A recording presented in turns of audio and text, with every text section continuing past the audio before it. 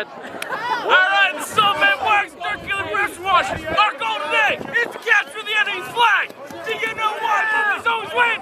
Because we climb higher, we climb faster. Dirt Killer! Woo! Let's go! Dirt Killer!